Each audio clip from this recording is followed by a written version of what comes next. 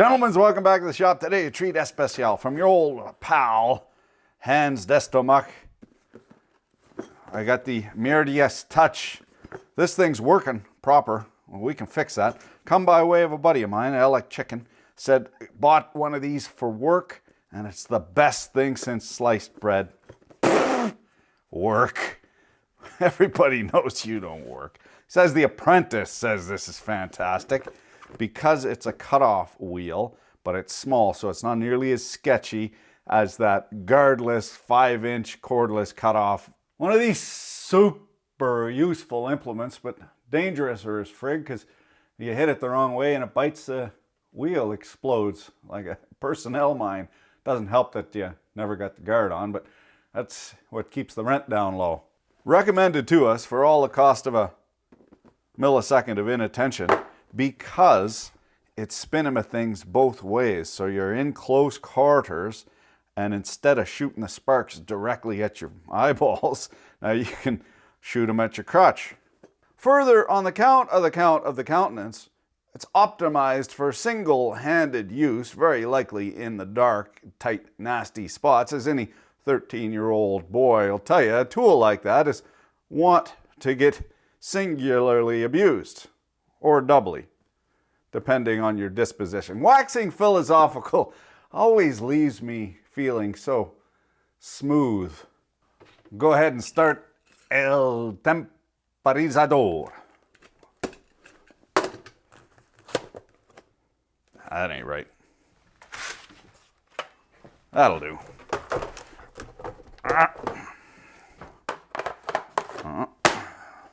Booting.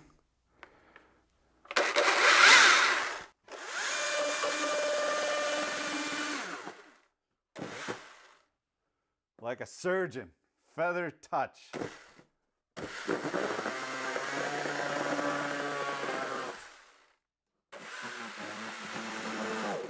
I always get the oddest looks at the return desk. See if that'll do her. Ah!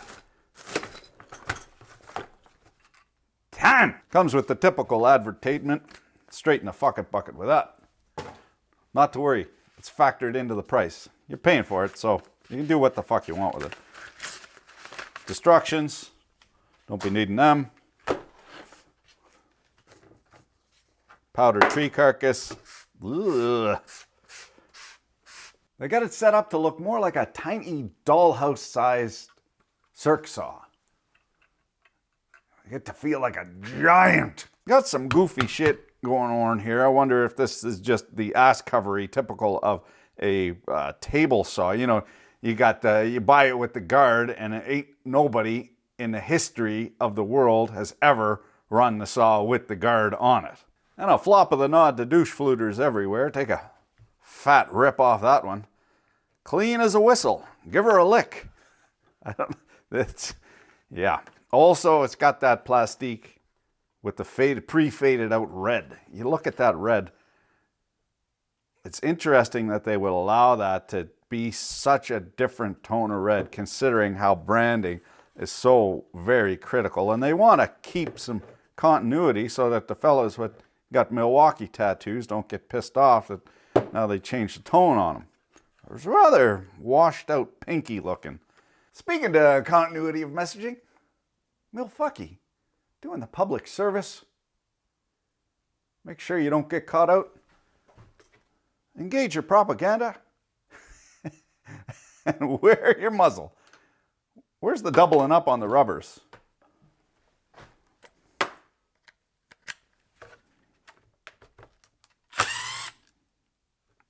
Like feeding bacon to a piglet.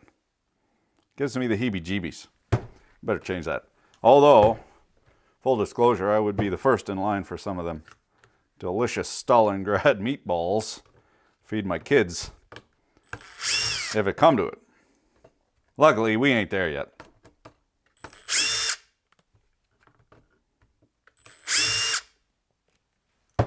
We got all the fasteners removed, but we got this clippy clap to straggle with. Cheeseless clap. I got a joke for you to tell.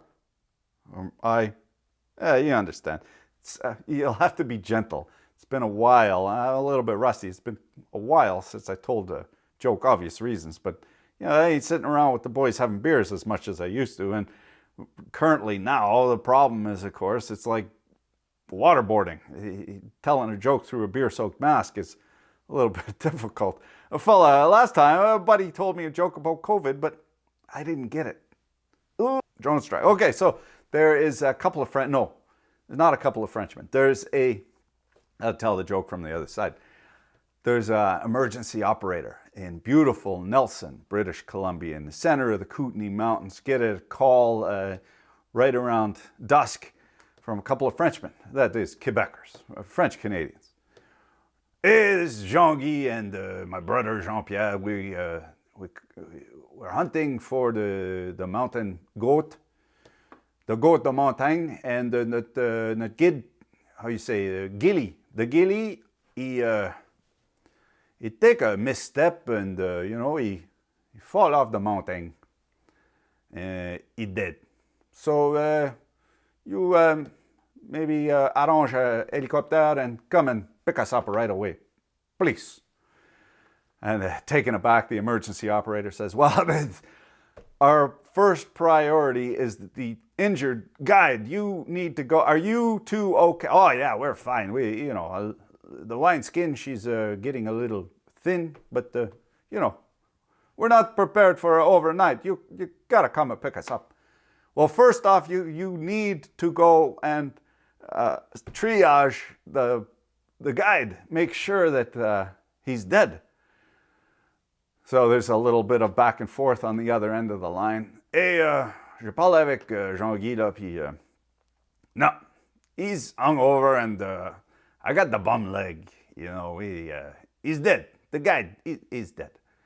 Taken aback further, the emergency operator says, you must make sure he's dead. Ah ben, tabarnak. Okay.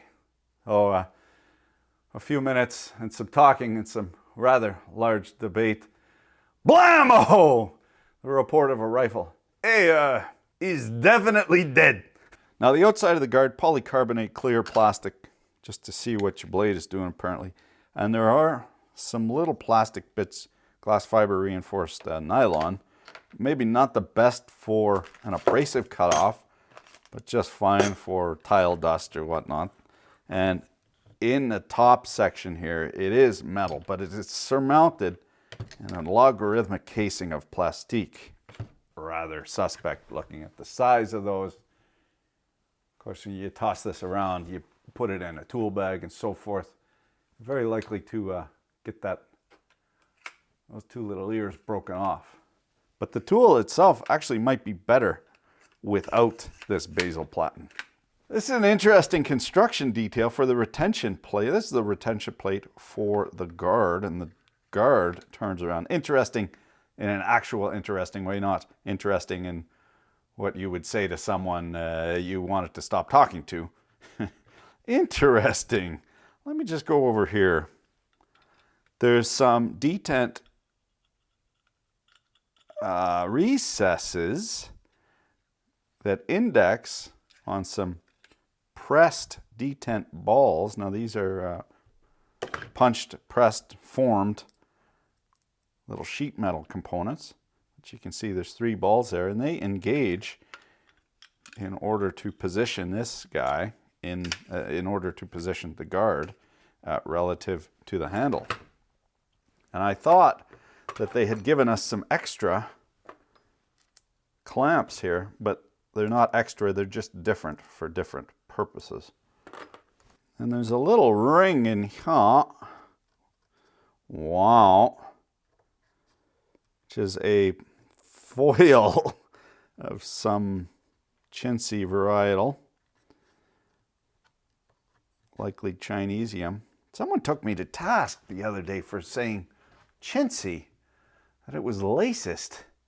Chintzy is a word that does not mean any particular race, or it's a word that's been around for hundreds of years, predating any kind of, yeah.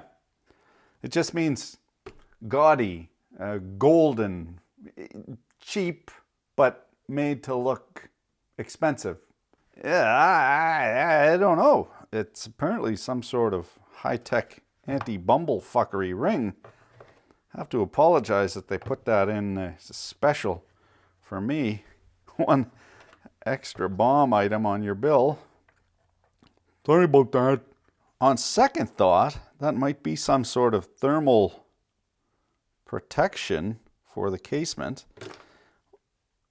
Likely not. On third thought, it's a bearing so that you don't wear out this glass fiber impregnated PA6.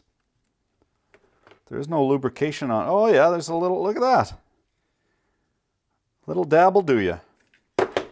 That is the chintziest thrust bearing in all of Christendom.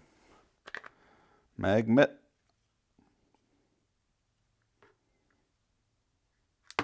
Oopsie. What was that? Oh, that's the lock. Okay. So the locking mechanism just dangled out. Nice stiff case, lots of material in there. With the price of resin, you can be guaranteed future iterations will be thinner. Get them while they're hot.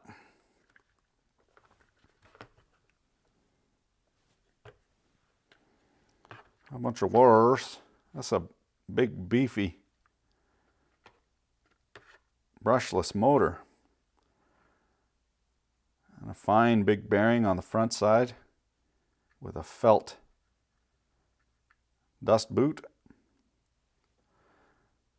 Das boot is on das other foot. We'll get inside the clamshell here. A little bit different aesthetic than we're used to. Normally quite a bit more rounded with more greebling. But for looking like a Star Wars blaster. But maybe they're getting away from that and hopefully get some cleaner lines at some point. I will say there is an advantage to cleaner lines, is that the molds don't wear out nearly as quickly. Huh? Huh? I don't know if you're listening, but it could be a 50-cent raise in there for somebody. Oh, what am I thinking? 50 yuan raise. Right, the hamshell cloth is nylon and Seb's TPE and Seb's with the overmolding. Not much anchoring for this overmolding. Not all the little tiny dots that we compare and contrast in the other Milwaukee tools, but this might not be as heavy duty, being the 12 volt, and it's not like it's going to be particularly torquey, relying more on the speed of the abrasive wheel rather than the torque. This is a brushless motor, very likely very close control of the output torque and speed, so it'd be very easy to stall this out and not damage anything. It's not like a brushed motor where if you stall it out, it gets full amperage and burns itself out. There'd be all kind of protections in here to prevent that from happening. What we've been finding in real fancy tools is the drivetrain is super skookum. It's the electronicals what blow out of them. And they either go full blast all the time or they just don't work at all, and there's no puffs of smoke or no stink to her or nothing. The lights will come on, but nothing will turn. Wait, was that a thinly veiled presidential joke? No. Right wing, left wing, it's all on the same bird. In the brain boxery, on the current switching side, lots of heat sinking. Obversely, all kind of surface mount components with a brain box, which I don't recall if Milwaukee uses ST Micro or no, I think they use that might be somebody else. Texas Instruments MSP 430-esque kind of spun up brushless driver with a microcontroller, and this guy would output signals to the actual switching devices, MOSFETs. Yeah, MOSFETs, not IGBTs. They're not high enough power. It would help if I had a reasonable edge on this knife. Not to worry, we have the technology.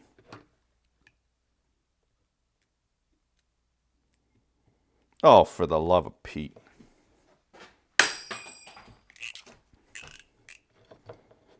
Just scraping off this conformal goo.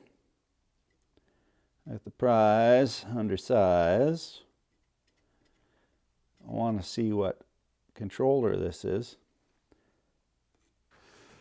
Oh man, I was wondering when that was going to happen.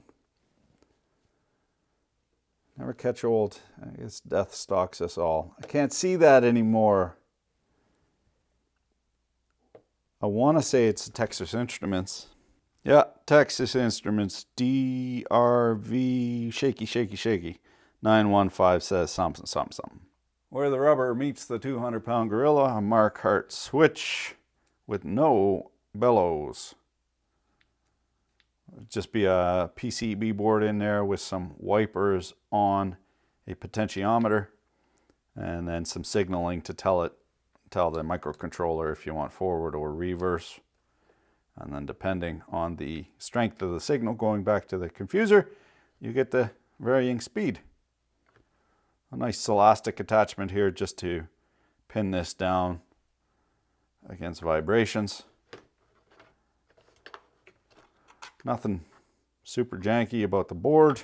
The rotor in here, tight, strong magnets, 4-pole, a little bearing on the backside, and this metal injection molded part. There's a draft angle on these dogs so that the locking mechanism actually locks in there and it doesn't pop back out easily. If there's no draft, you know, if it doesn't lead in, and if it's just perfectly perpendicular, it's very easy for this to pop out. So that's nice. And then they've gone and CNC turned this diameter, it rides on the felt, and they've precision ground this inside to index on the, looks like a forged part here. No, it wouldn't be forged. That'd be metal injection molded as well. So that's kind of weird that they wouldn't match up tolerances, but of course you're never gonna ground that. There you go, nothing super craptacular in there, just voiding the warranty here. Gotta make sure that this is indeed copper and not just copper coated aluminum. Looks like copper. Yeah, a little bit, you know, all the plasticery on the guard if you're using it for an abrasive cutoff wheel. You know, you got spits and sparks on there, so maybe not the best choice, but for what it's worth, cutting little small things, EMT, you know, you're not going to go and do any heavy fabrication with this, but it does get into tight spots. Oh, in a future video, we have her back together. It's got to rest on the healing bench and come up to temperature, and then we'll give her a go. So thanks for watching. Keep your dick in a vice.